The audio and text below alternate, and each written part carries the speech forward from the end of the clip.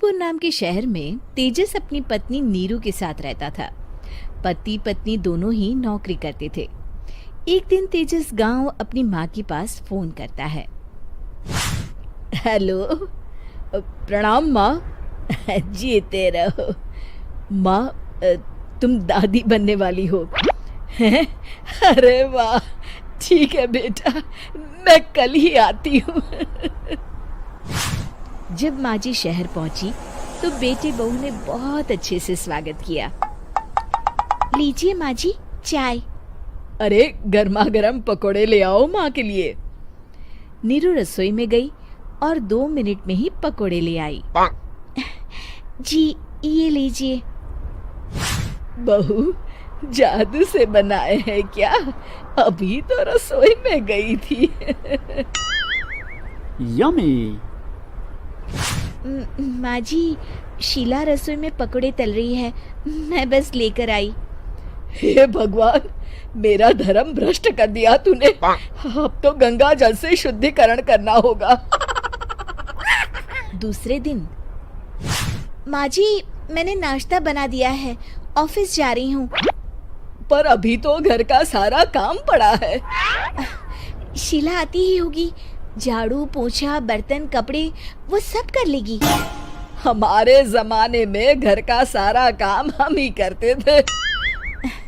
जी माँ जी, आप बहुत होशियार हैं, मैं घर ऑफिस दोनों नहीं संभाल पाती। तो जरूरत क्या है घर से बाहर जाकर चाकरी करने की? वैसे भी घर का काम खुद करने से घर में बरकत आती है, समझी? पर माँ जी। पर वर कुछ नहीं, इस महीने की पगार मिले फिर ऑफिस बंद है। हाँ।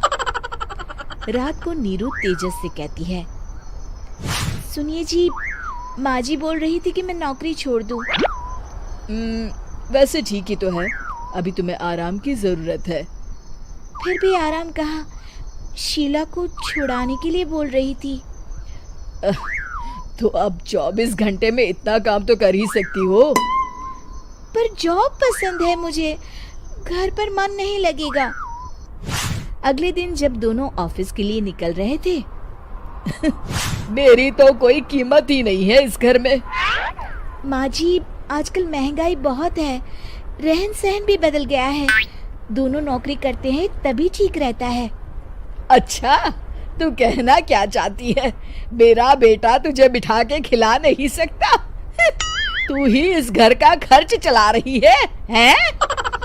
नहीं माँ जी, मेरा वो मतलब नहीं था। मतलब खूब समझती हूँ, ये बाल धूप में सफेद नहीं किए मैंने। हाँ। अब तो ये रोज का काम हो गया था। तेजस भी रोज की झिकझिक से परेशान हो गया था। एक दिन उसने कहा, नीरू, वैसे भी तुम्हें मैटरनिटी लीव मिलने वाली है, तो अभी से ही छुट्टी ले लो। पर क्या, मेरी सैलरी अच्छी खासी है। आखिर नीरू ने रिजाइन कर दिया। जब बच्चा हुआ तो घर में सब बहुत खुश हुए। कुछ दिनों बाद तेजस फाइल देख रहा था। क्या हुआ तेजस, कुछ परेशान लग रहे हो? अब हाँ, वो हमारी जितनी सेविंग्स थी वो तो हॉस्पिटल में और छठी के फंक्शन में खत्म हो गई है नीरू। और अभी वैसे मंदी चल रही है तो मैं बोल रही थी कल मुन्ना को हेपेटाइटिस का टीका लगवाना है। नीरू, क्या पोस्टपोन नहीं कर सकते? नहीं जी, बिल्कुल नहीं। अब तेजस को समझ में आ रहा था कि उससे गलती हुई है। पैसों की कमी का असर घर के माहौल पर भी पड़ रहा था।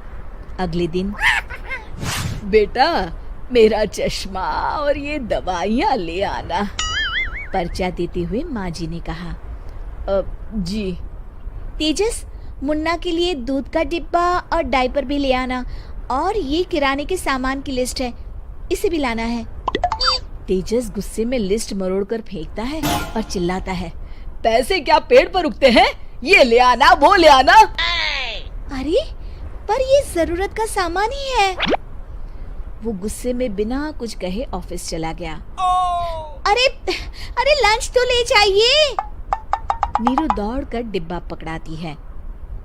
एक दिन खाना खाने के बाद, नीरू, अब तो मुन्ना कुछ बड़ा हो गया, तो अब तुम वापस ज्वाइन कर लो ना जॉब। पर इस रिसेशन में जॉब मिलना बहुत मुश्किल है। ट्राई तो करो। फिर मुन्ना? माँ जी है ना, और एक फुल टाइम मेड भी लगा लेंगे। पर माँ जी, उन्हें तो पसंद नहीं। तभी माँ जी वहाँ आ जाती है और प्यार से नीरू के सर पर हाथ फेरते हुए बोलती है, अब मेरी समझ में आ गया बहू, पहले के और अब के समय में अंतर है। तुम काम शुरू करो, मुन्ना की जिम्मेदारी मेरी।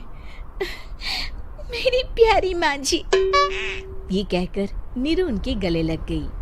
शिक्षा, परिवर्तन संसार का नियम है, हमें भी समय के साथ चलना चाहिए।